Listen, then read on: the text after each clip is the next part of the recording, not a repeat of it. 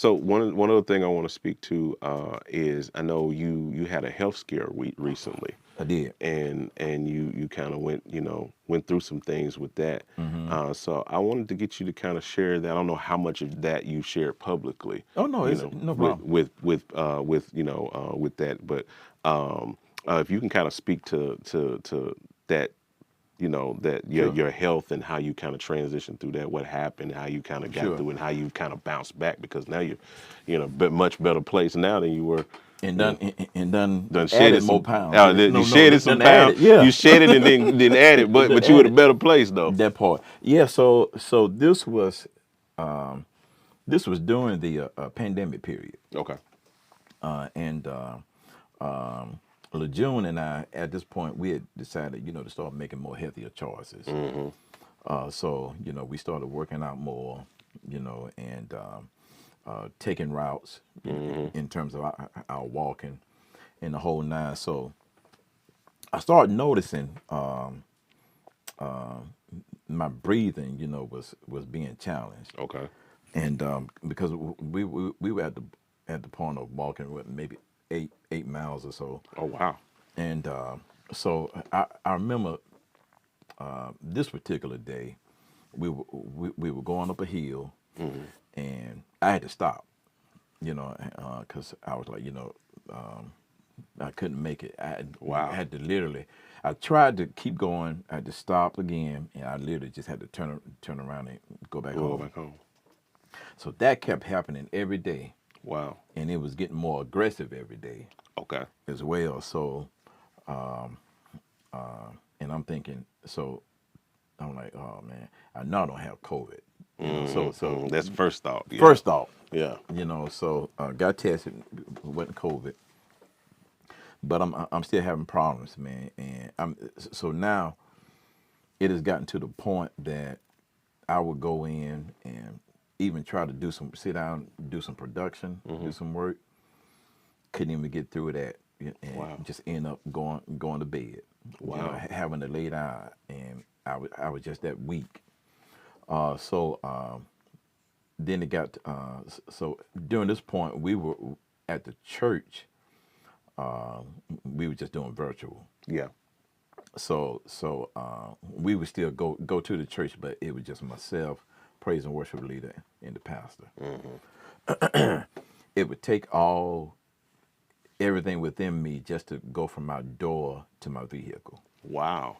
I would get in the vehicle, sit there, maybe 5 minutes just to gather myself. You Dang. know, drive to the church, and would literally have to prep myself to get from the church, get from my vehicle inside of the church. Wow. I would get inside the church, sit on the keyboard, and just kind of be there for a minute, Wow. to gather myself, because I feel like it literally just feels like I'm about to just pass out. Jeez. So that goes on for several weeks, and one one of the services, the virtual service that we were doing, I remember sitting at the keyboard playing, and I feel like I got this feeling I'm passing out, Yeah. and I could feel myself fading, Wow. and I'm thinking, okay, well maybe because these lights too. Mm-hmm. So I had to get up, go to the bathroom, gather myself, come back. I remember,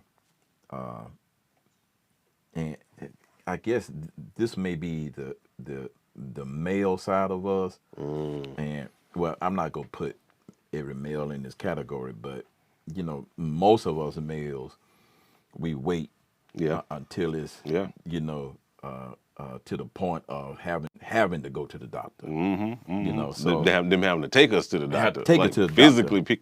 We can't do it ourselves. Exactly. So I'm at that point now. Wow. So and it's at the point that someone has to watch me 24/7. Jeez.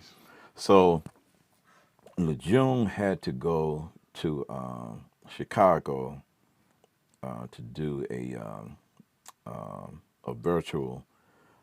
Donald was doing the McDonald's McDonald's Gospel Fest virtual. Okay. Mm-hmm. So he did it in Chicago.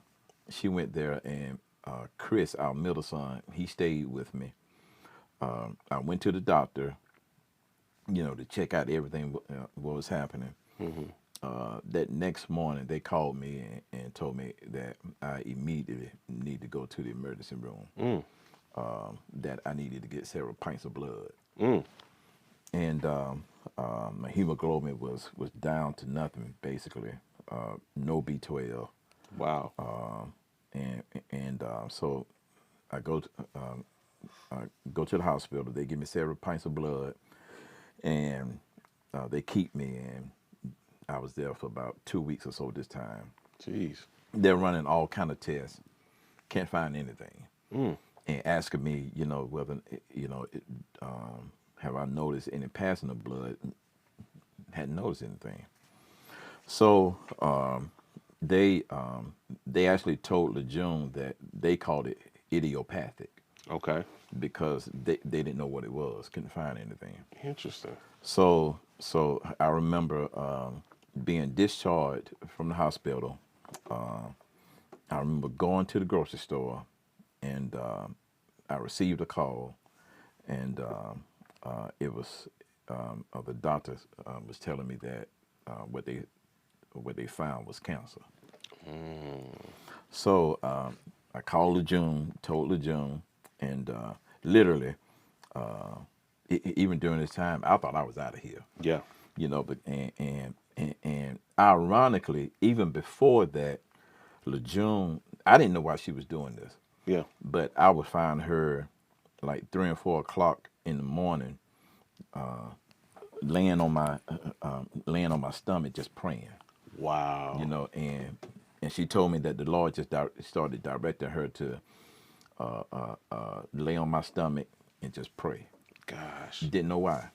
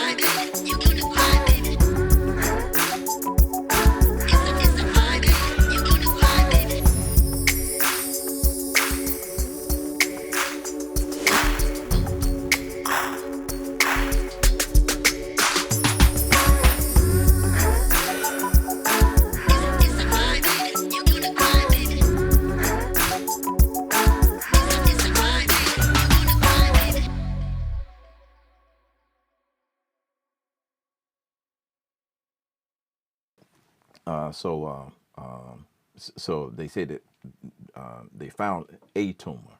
Okay. So I went in, they had the procedure done. They ended up removing 5 tumors. Mm. And they told me that my cells over the years had developed antibiotics system where they fight each other. Yeah. Yeah. You know. Yeah. Yeah. And it formed cancer, and but this December past, I had my checkup, doing fine. I have to get B12 injections. Yeah. Yeah. Yeah. But other than that, I thank God. Wow, man. Mm-hmm. That's amazing. And then even thinking back to what you just said about LeJune, that's where a place where it matters who you marry. Come on. It really does, man. Because it's some women that would have, especially some of nowadays women and stuff I be seeing out there. They just would have waited for you to get up out of here and collect the check. They would have. And I can honestly say that LeJune is a prayer warrior, man. Wow. She's always been that. Yeah. Yeah. So I thank God, for having a virtuous woman. Yeah, man. It matters, man, and it's good to speak to that because, like you said, a lot of us won't. We don't take our health seriously until our health becomes serious. That part. Yes. we really don't. And I'm a victim of that. Last year, around about this time, I almost went into a diabetic coma. Oh wow. around about this time last year, yeah. Yeah. And Yeah, I remember having a conversation with yeah. you, and you were telling me about the changes that you needed Yeah, to I make. Yeah. had to because you know I wasn't taking. I mean, if anybody had talked to me before, and I thought I was doing all right, Wow. but I was between 250 and 260. Okay. Okay. I was up there, and my so after the incident I had where I almost passed out in the middle of the night, Wow. ended up going to the hospital. My A1C was 12.1. And you know they now that's their scale. I think they can go higher than that, but their scale I think stops at 14. So you know I Jesus. was at the top of the Wow. Richter scale Yeah, on most that kind of definitely. thing, and so and at that time my sugar was it was over 300. Wow. You know, Ooh. and I had like Over 300. they said the doctor said I had a 1,000 milliliters of sugar in my urine. Oh my. So I was literally peeing sugar. Wow. Like Wow. that, because my body would not process it. Right. Right. So it was Right. just dumping it back into the blood, Wow. all of it, because it couldn't do anything with it. And so, so you know, of course, that makes your kidneys work harder and all of that. So you're peeing. I remember that's the only thing I can remember that was a symptom of what I was going through. I was Yeah. peeing it felt like every 20 minutes I was going to the bathroom. Wow. And that was why, because it was just so much sugar in my system. And people think I wasn't eating crazy. I wasn't eating honey buns and, Yeah. you know, cakes every day. I was Right, just, right. you know, but I had a lot of processed carbs, a lot of processed Wow. food, Wow. a lot of stuff that people don't know that stuff converts to sugar when Okay, it gets in yeah. your body. Exactly. And so yeah, I had a lot of stuff. So I had to overhaul my diet completely. Wow. And within a year, I've lost about 50 pounds. Oh, good. And pretty much turned my A1C is I think 5.5 Oh, now. come So it's on. almost 5.4 is Yeah, normal, yeah. considered normal. So I'm right on the edge Yes, sir. of normal. So yeah, but I had to get to a point. And all I did was take walks, Yeah. change my diet. I'm eating just basically fish and chicken, you know, just keeping my diet simple and just walking, and lost that weight and started taking because like, and then but now I look back on it, I think about like all of the people, you know, some big musicians, big producers that we done known over the last Oh man. couple of years that have Yeah. just checked up out of here because of And just, even now, you know, yeah, there's a few of our colleagues and yeah, whatnot, you know, that are they're going through. dealing with some health challenges. Yeah. Yeah, you know, and it's simple things that I think if we, like you said, took our health seriously, go to the doctor. Yeah. Yeah. You know, if I went to the doctor, but so when I went to the hospital, that was the first time I had been to a medical facility of Oh any wow. kind Okay. in probably 10 years. Wow. Wow. You Wow. know, and because in my brain, as the man, you know, I'm all right, I'm okay. Yeah. Give me a Yeah. couple of days, Yeah. I'll be all right, And whatever to this that is. and to that point, I didn't mean to cut you off. No, you good. But to that point, because I had always had the signs, you know, and I remember explaining to the hematologist. Yeah, He kept asking me, you know, to describe what it was I was feeling, yeah, and in describing it to him, you know, I was thinking, you know, I've been having this symptom all along, and it always felt like, you know how, but I don't want it to be vulgar. yeah, But you know how it feels like if you have to have a bowel movement yeah, and a hungry pain, yeah. I would get those consistent. Wow. You know, it felt like both of those at the same Same time. time. But it was a few years I kept feeling. I mean, but it would happen sporadically. Yeah, yeah, You yeah. know, and I was like, you know, I just kept putting it off. Yeah, that's what we do, and we normalize it. And I had my own father had some health issues and stuff that happened over the last few years, and I remember we were talking, and he was telling me, you know, and I was like, well, did you have any indication, you know, that this was happening or whatever? And he was just like, he's like, you know, he's like, you know. He said because he went to the doctor, and they, you know, of course, you know, he had some blood issues, some things going on with his kidneys and all that. So they started putting through all that stuff, and then he said, you know, he said, I've never felt this good in years. And he said I had gotten so used to how bad I was feeling that I didn't even know I was feeling bad It was the norm for him. until I felt good. Now I feel good. Wow. And he said, but I didn't realize I had normalized the bad feeling. Like I had normalized this is just how old I'm just old. Most you definitely, know? yeah. And Wow. this is how I'm supposed to feel as I'm getting older. And he didn't realize that no, these are symptoms of something that if he had tackled years ago, you know, just did something as simple as just went to the doctor. Pay attention. Pay attention, like you said, you attention. know, like Yeah. and like even with myself, if I had been to the doctor anytime within the last decade, the doctor would have told me, hey, your A1C is a little high. It's looking at 6.1 and 7. They could have caught it way before it got to 12. Yeah, wow. You know, and I could have avoided a lot of that. I could have, they said, change your diet then. I could have lost weight way before then, you know, but it takes those events. A friend of mine calls them C events. Okay. He said it's significant emotional event. Yeah. He said most of us don't see until something like that happens. Wow, wow. Then we start to see good. what we need to change. But sometimes humans need a significant emotional event to change their outlook or their aspect on stuff. So what's the difference that you feel in terms of? Oh, I feel like I feel like I have a new body. Yeah. Like I feel like a whole new person. Wow. You know, just and you don't realize it, like you said, because I used to get winded going upstairs. I'm talking like 10 steps coming out of my basement up to the house. I'm just like, God, how heart pounding. Right. I'm like, what is going on? God, I'm just tired. I feel like going to sleep after just going up the stairs.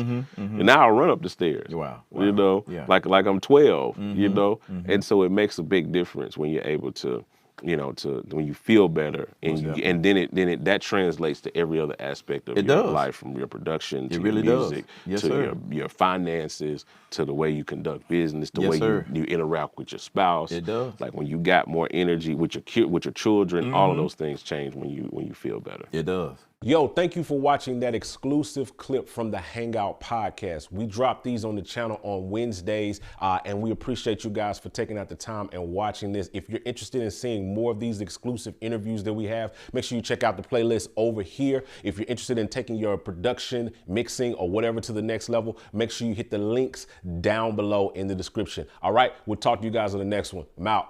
Holla at your boy.